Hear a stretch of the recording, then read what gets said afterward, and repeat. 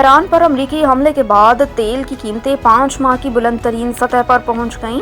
پیر کی صبح burnt crowd futures کی قیمت $1.92 اضافے کے ساتھ $78.93 فی بیرل تک جا پہنچی، جبکہ امریکی ویسٹ ٹیکساس انٹرمیڈیٹ WIT خام تیل $1.89 اضافے کے ساتھ $75.73 فی بیرل پر پہنچ گیا۔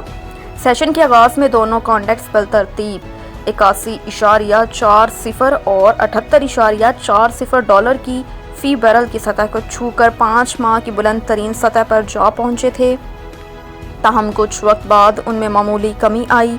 یہ اضافہ اس وقت دیکھنے میں آیا جب امریکی صدر ڈونلڈ ٹرمپ نے دعویٰ کیا کہ انہوں نے ہفتے کے اختتام پر ایران کی اہم جوہری تنصیبات کو مکمل طور پر تباہ کر دیا ہے۔ ان حملوں میں امریکہ نے اسرائیل کے ساتھ مل کر کارروائی کی، جس سے مشرق وسطیٰ میں تنازع مزید سنگین ہو گیا۔ ایران نے ان حملوں کے خلاف شدید رد عمل کا عندیہ دیتے ہوئے دفاع کا اعلان کیا ہے۔ ایران اوپیک کا تیسرا سب سے بڑا خام تیل پیدا کرنے والا ملک ہے، اور تجزیہ کاروں کا یہ بھی کہنا ہے کہ اگر ایران نے رد عمل میں اپنا حمض کو بند کیا تو عالمی رسد کا تقریباً 5واں حصہ متاثر ہو سکتا ہے۔ امریکی حملے کے بعد ایرانی فردو جوہری سائٹ کی کیا صورتحال ہے؟ سربراہ IAEA کا بیان سامنے آ گیا۔ غیر ملکی خبر رساں ادارے کے مطابق عالمی ایٹمی توانائی ایجنسی کے سربراہ رافیل گروسی نے بتایا کہ امریکی حملے میں اصفہان نیوکلیئر کمپلیکس کی سرنگ کے داخلی راستوں کو نشانہ بنایا گیا۔ ان سرنگوں کو افروزہ مواد کے اسٹوریج کے لیے استعمال کیا جاتا ہے۔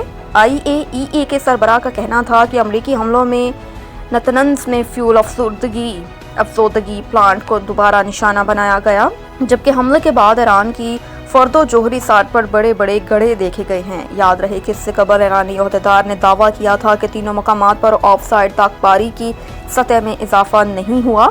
امریکی حملے میں جوہری تنصیبات کے بیرونی حصوں کو نقصان پہنچا۔ ایرانی عہدیدار کے مطابق امریکی حملے سے پہلے تینوں جوہری تنصیبات کو خالی کرایا گیا تھا۔ نشانہ بنائے گئے سائٹس میں کوئی مواد نہیں تھا جو تابکاری کا باعث بنے۔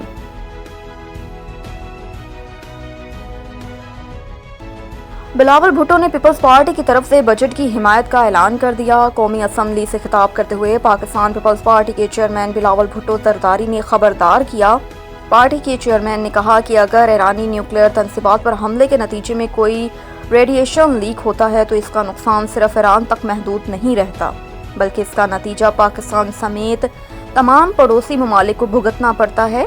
بلاول بھٹو زرداری نے نہ صرف اسرائیل کے ایران پر حملے کی شدید مذمت کی، بلکہ بھارت کے وزیر اعظم نریندر مودی کو ایک بار پھر اسرائیلی وزیر اعظم نتن یاہو کی سستی کاپی قرار دیتے ہوئے اسے ہر محاذ پر شکست دینے کا دعویٰ بھی کیا۔ اسپیکر سردار ایاز صادق کی صدارت میں جاری اجلاس سے خطاب کرتے ہوئے بلاول بھٹو زرداری نے کہا کہ ہمارے خطے میں بھی نتن یاہو کی ایک سستی کاپی موجود ہے، اور ہم نے اسے جنگ کے میدان، سفارتکاری کے میدان اور بیانیے کے میدان میں شکست دی ہے۔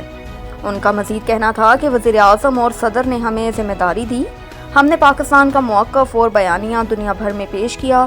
بلاول بھٹو نے کہا کہ جہاں جہاں ہم پہنچے وہاں سستی کاپی کے نمائندے بھی پہنچے، مگر دنیا نے امن کا پیغام سنا اور پاکستان کے موقف کو سراہا۔